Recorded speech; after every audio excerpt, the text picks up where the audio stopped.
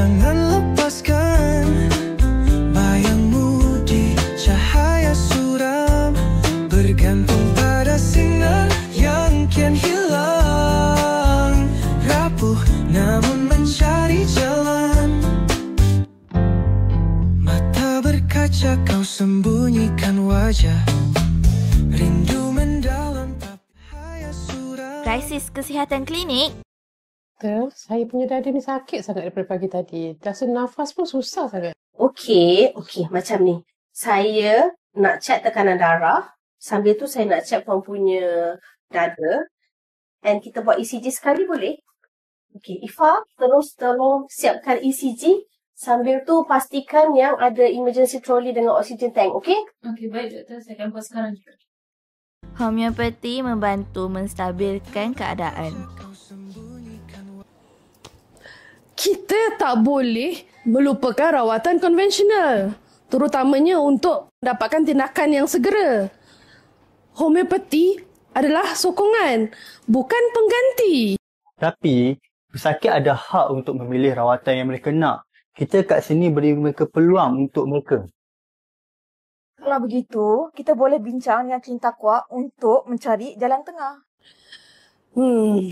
Kita tak boleh tunggu terlalu lama. Baiklah, saya akan bawa Reni berbincang.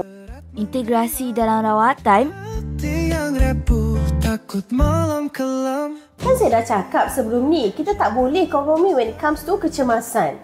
Rawatan konvensional perlu diutamakan. Kita bukan halang rawatan konvensional, Dr. Hana. Tapi, kenapa setiap kali sebut je pasal homeopati, mesti dianggap sebagai last option? Sebab ni soal fakta, Fahmi. Bila pesakit berada dalam krisis, kita tiada masa nak cuba sesuatu yang kesannya tu lambat. Dr. Aimi, saya faham kepentingan tindakan pantas. Tapi integrasi ini bukan omong-omong kosong. Dr. Surya pernah membantu menyelamatkan pesakit suspected sakit serangan jantung dengan memberikan remedy Carbovec. Remedy ini membantu pesakit tu bertahan sehingga ambulans sampai. Itu bukan sekadar teori. Ini adalah realiti. Sabar. Tenang. Saya rasa dua-dua pihak ada poin penting. Mungkin kita boleh tetapkan garis panduan yang jelas dan sesuai untuk situasi integrasi. Dr. Aimi, saya hormati kepakaran doktor. Tapi cara doktor menolak mentah-mentah homeopati buat Homeopah Fahmi rasa macam usaha dia tak dihargai. Betul tu. Kita semua nak yang terbaik untuk pesakit. Kalau kita terus bergaduh, pesakit yang rugi. Okey, baik. Kita hentikan kita punya perdebatan sekarang, okey? Saya nak kita semua fikirkan satu pelan di mana kita boleh gabungkan kelebihan kedua-dua cara rawatan untuk kebaikan pesakit. Kita berjumpa dan bincang balik untuk mesyuarat yang selepas ini, okey? Setiap langkah dipersoalkan. Siapa yang benar?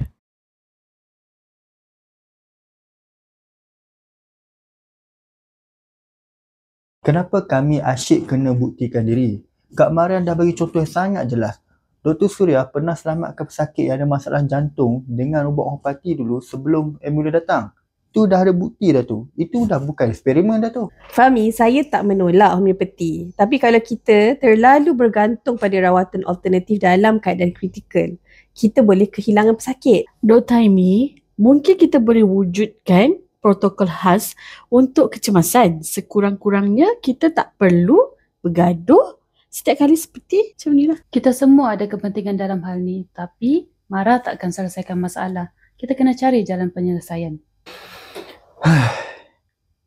Titik tengah takkan wujud selagi mana kita tak dianggap sama berat.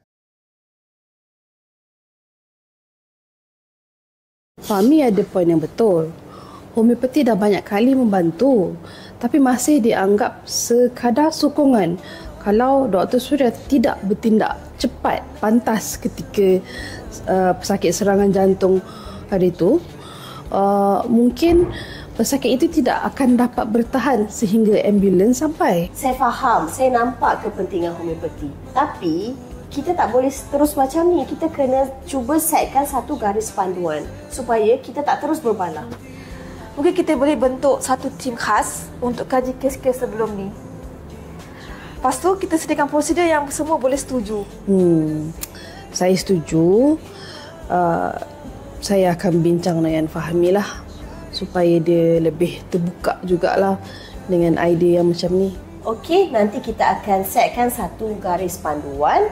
Tapi ingat, kita kena buat keputusan berdasarkan kepentingan pesakit, bukan perasaan kita sendiri sahaja. Okey? Setiap ombak menari semula. Kesihatan pesakit adalah keutamaan kami. Menggabungkan pendekatan moden dan holistik adalah kunci untuk pasal terbaik. Nantikan episod seterusnya untuk melihat bagaimana kami mengatasi cabaran ini. Hujan jatuh, kau lebih kuat.